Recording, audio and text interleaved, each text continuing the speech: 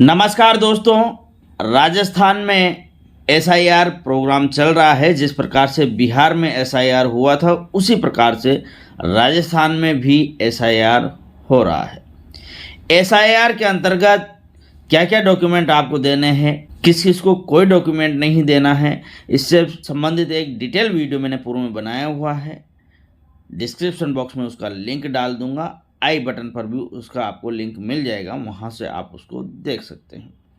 आज के इस वीडियो में हम बात करने वाले हैं कि जब बीएलओ आपके पास आएगा तो गणना प्रपत्र लेकर के आएगा, जिसको आपको भर करके बीएलओ को देना है। बीएलओ उसको देखेगा, उसको वेरीफाई करेगा और उसके बाद ही आपका नाम वोटर लिस्ट में रहेगा। यदि आपने प्रॉपरली गणना प्रपत्र को नहीं भरा और सही डॉक्यूमेंट नहीं लगाए तो फिर आपका नाम वोटर लिस्ट में नहीं रहेगा। तो दोस्तों, आज के इस वीडियो में मैं आपको डिटेल में और बड़े आसान शब्दों में बताने वाला हूं कि किस प्रकार से आप अपने इस गणना प्रपत्र या परिगणना प्रपत्र को भरें। ये जो परिगणना प्रपत्र है ये दो कॉपी में लेकर के आएगा बीएलओ।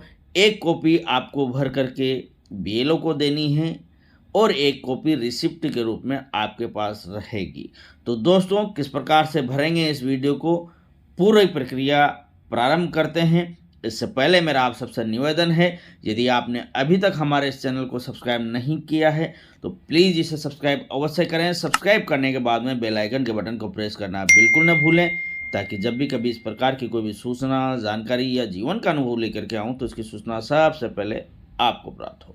तो दोस्तों, ये जो स्क्रीन पर दिखाई दे रहा है ये है गणना प्रपत्र या परिगणना प्रपत्र, जो कि बीएलओ आपको देगा। इसमें क्या रहेगा ये देखें, यहाँ पर ब्लैंक ये गणना प्रपत्र था, इसको मैंने यहाँ पर एडिट करके बनाया हुआ है आपकी सहूलियत के हिसाब से। जो ऊपर वाला कॉलम है इसमें यहाँ पर निर्वाचक का नाम, मतलब आपका नाम, आपकी एपिक आईडी और जो एड्रेस है वो, जैसे कि मैंने यहाँ पर कोटा राजस्थान भारत लिखा हुआ आपको मिलेगा। यहाँ पर बगल का जो कॉलम है यहाँ पर वोटर लिस्ट में आपकी जो क्रम संख्या वो देखने को मिलेगी, आपकी जो भी भाग संख्या है वो देखने को मिलेगी, आपका जो एरिया है वो देखने को मिलेगा।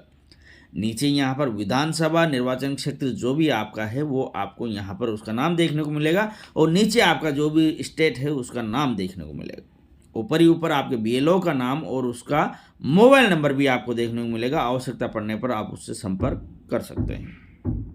यहाँ पर जो ब्लैक कलर से मैंने यहाँ पर कुछ डिजाइन्स बनाई हुई है, ये यहाँ पर आपको क्यूआर कोड देखने को मिलेगा गणना प्रपत्र में। जब बीएलओ आपको गणना प्रपत्र देगा उसको आप स्कैन करेंगे अपने मोबाइल से तो वो सीधा आपको लेकर के जाएगा ऑनलाइन पोर्टल पर, जहाँ पर आप अपना ऑनलाइन यह गणना प्रपत्र भर करके सबमिट कर सकते हैं। ज़रूरी नहीं है कि आप ऑनलाइन भरें, परंतु आप चाहें तो इस क्यूआर कोड को स्कैन करके इस गणना प्रपत्र को ऑनलाइन भी भर सकते हैं।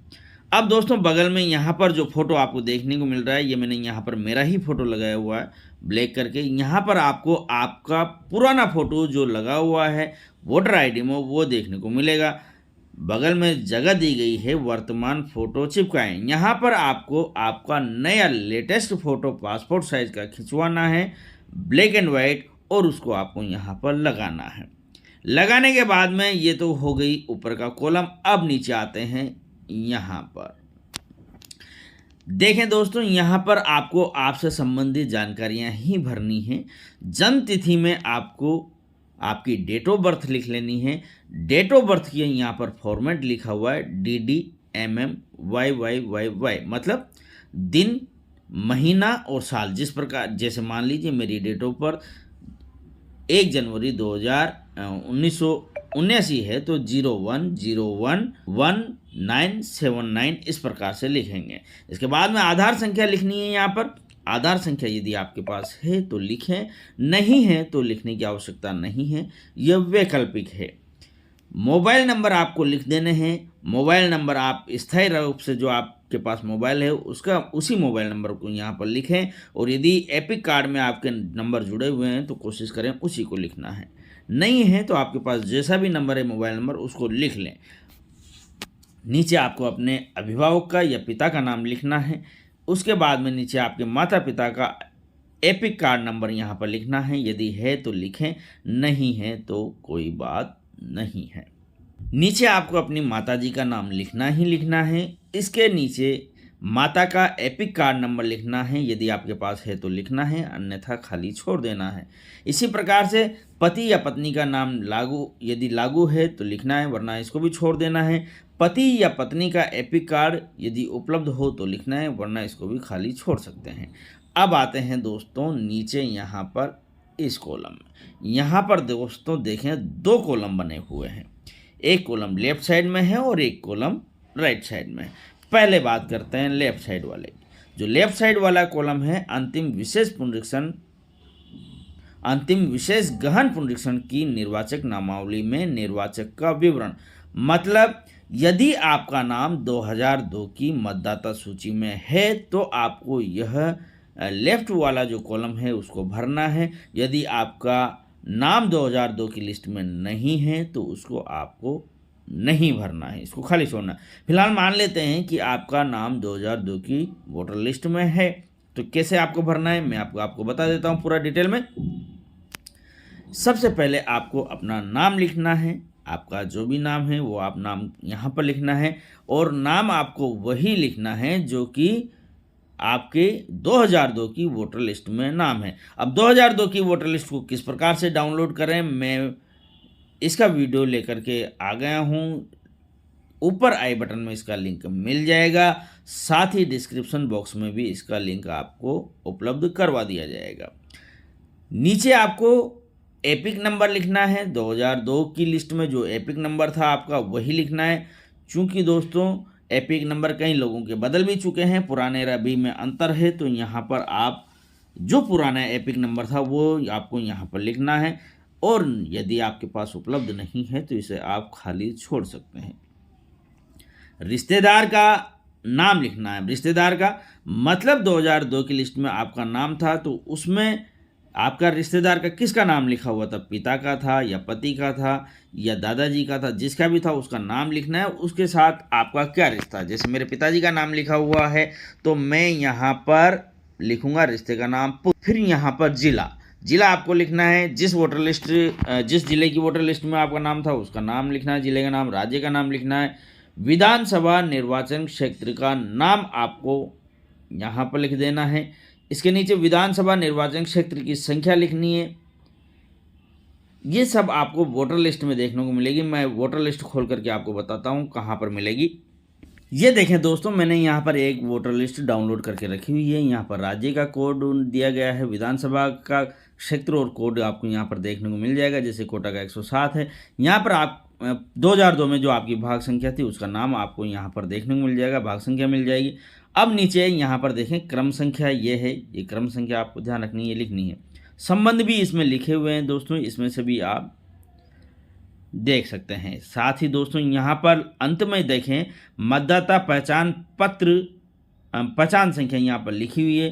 तो यदि आपकी पहचान संख्या यहाँ पर लिखी हुई है तो वहाँ पर आप अवश्य लिखें दोस्तों। जैसे यहाँ पर कुछ लोग हैं जिनके पहचान पत्र संख्या नहीं लिखी हुई है वोटर आईडी में, तो फिर आप लिखोगे कहाँ से, तो उस कंडीशन में आप उसको खाली भी छोड़ सकते हैं। तो दोस्तों यहाँ पर 2002 की लिस्ट में आपका नाम होने की कंडीशन में आपको विधानसभा क्षेत्र का नाम लिख देना है, विधानसभा निर्वाचन क्षेत्र की संख्या लिख देनी है, भाग संख्या और क्रम संख्या लिख देनी है। अब चूंकि आपका स्वयं का नाम 2002 की लिस्ट में था इसलिए आपने इसको भर दिया है, तो ये जो राइट साइड वाला कॉलम है इसको आपको नहीं भरना है, बाद में नीचे आना है। नीचे आप यहाँ पर देखें दोस्तों, यहाँ पर निर्वाचक या परिवार के किसी अन्य वयस्क सदस्य रिश्ते का उल्लेख करें, मतलब आप अपना नाम हस्ताक्षर यहाँ पर लिखें। यदि आप अशिक्षित हैं तो आप अपने बाएं हाथ का अंगूठा यहाँ पर लगा सकते हैं। अच्छा, यहाँ पर वोटर खुद भी और या फिर उसके परिवार का कोई सदस्य भी यहाँ पर साइन कर सकता है, परंतु उसको लिखना पड़ेगा कि आप निर्वाचक के रिश्तेदार कैसे हैं, मतलब क्या रिश्ता है उनका, रिश्ते का उल्लेख करना है। यहाँ पर नीचे BLO के हस्ताक्षर होंगे और यह फाइनली सबमिट होने के लिए जाएगा। तो दोस्तों इस प्रकार से आपका नाम यदि 2002 की वोटर लिस्ट में है तो आपको इस प्रकार से फॉर्म भरना है।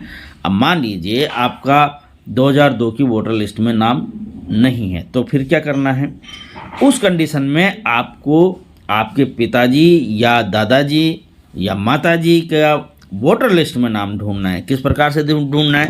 2002 आपका माता पिता कहाँ पर रहते थे, पहले आपको एरिया देखना है। एरिया देखने के बाद में वहाँ की वोटर लिस्ट में आपका नाम आपको सर्च करना है। आपके पिताजी का नाम, आपका नाम तो है ही नहीं 2002 की लिस्ट में, तो आपके पिताजी या दादाजी जो भी रिश्तेदार हैं आपका, उसका नाम आपको सर्च करना है। सर्च करके उसको लिख लेना है। आपकी विधानसभा का आपको नंबर लिख लेना है, निर्वाचन क्षेत्र की संख्या क्या है वो लिख लेनी है, भाग संख्या क्या है वो लिख लेनी है, और वोटर लिस्ट में 2002 की वोटर लिस्ट में क्या क्रम संख्या है वो आपको लिख लेना है। उसके बाद में आपको ये फॉर्म भरना है दोस्तों। फॉर्म के राइट साइड वाला एक बार फिर बता दूं, ये तभी भरना है जब आपका 2002 की लिस्ट में नाम नहीं है, तो आपको आपके रिश्तेदार का नाम यहाँ पर भरना होगा। अब देखें दोस्तों, मान लीजिए मेरा नाम 2002 की लिस्ट में नहीं है, तो यहाँ पर मैं मेरे जिस भी रिश्तेदार का नाम था, जैसे कि मेरे पिताजी का नाम यहाँ पर था, तो पिताजी का नाम आपको यहाँ पर लिखना है। मतलब जो मतदाता सूची थी उसमें से आप यह एपिक कार्ड नंबर लिख सकते हैं। यदि वोटर लिस्ट में एपिक कार्ड नंबर नहीं है तो आप इसको खाली छोड़ दें, कोई दिक्कत नहीं है। नीचे आ जाएं, रिश्तेदार का नाम देखें। जैसे कि मैं उदाहरण बता देता हूँ लिस्ट में, जैसे मेरे पिताजी का नाम यहाँ पर मूलचंद वर्मा लिखा हुआ है, तो मुझे वहाँ पर मूलचंद वर्मा लिखना है। अब यहाँ पर जो रिश्तेदार का नाम था उसमें यहाँ पर पिता का नाम लिखा हुआ है राम गोपाल, तो वहाँ पर रिश्तेदार का नाम राम गोपाल लिखना है। और रिश्ते का नाम, रिश्ता क्या है इनसे, पिता का, तो वहाँ पर पिता लिखना है। उसके बाद में यहाँ पर इनकी वोटर आईडी नंबर मतलब एपिक नंबर भी लिखी हुई है, तो मैं एपिक नंबर भी यहाँ पर लिखूँगा। ये मैंने यहाँ पर अपने पिताजी का नाम लिख दिया, उनका एपिक नंबर लिख दिया है, उनके रिश्तेदार का नाम जो वोटर लिस्ट में था वो लिख दिया है, रिश्ते का नाम लिख दिया है, कौन से ज़िले में था वो ज़िला लिख दिया है, राज्य का नाम आपको लिख देना है। यहाँ पर जैसे मैंने राजस्थान लिख दिया है, विधानसभा निर्वाचन क्षेत्र का नाम लिख दिया है। इसी प्रकार से विधानसभा निर्वाचन क्षेत्र की संख्या वोटर लिस्ट में देखने को मिल जाएगी। यहाँ पर भाग संख्या भी देखने को मिल जाएगी, वो लिखनी है, और क्रम संख्या यहाँ पर लिख देनी है। लिखने के बाद में आपको नीचे आना है, यहीं पर वही साइन करने हैं और साइन करके BLO को दे देना है। अब चूंकि आपका 2002 की लिस्ट में नाम नहीं है तो बाएं वाला आपको नहीं भरना है। तो इस प्रकार से दोस्तों बड़ी आसानी से आप अपना जो ये है परिगणना प्रपत्र है इसको भर देंगे और आपका नाम सेफ रहेगा। डरना नहीं है दोस्तों, SIR बड़ी ही आसान प्रक्रिया है, कोई बहुत ज़्यादा दिक्कत वाली बात नहीं है कि हम लोग कहाँ से नाम लाएंगे, बड़ी आसानी से मिल जाएगा। आप हमारा उस वीडियो को ज़रूर देखिएगा जिसमें कि क्या क्या डॉक्यूमेंट लगने हैं, साथ ही दोस्तों किस प्रकार से 2002 की लिस्ट में आपको नाम ढूंढना है, वो सारी चीज़ें मैंने बताई हुई है। डिस्क्रिप्शन बॉक्स में लिंक दिए हुए हैं। आपने पूरा वीडियो देखा दोस्तों। यदि ये वीडियो आपको पसंद आया है तो वीडियो को लाइक करें, एक अच्छा सा कमेंट करें, और हाँ दोस्तों, यदि आपने अभी तक हमारे चैनल को सब्सक्राइब नहीं किया है तो उसे सब्सक्राइब अवश्य करें। आज के लिए इतना ही दोस्तों, मिलते हैं फिर किसी अन्य वीडियो में। नमस्कार।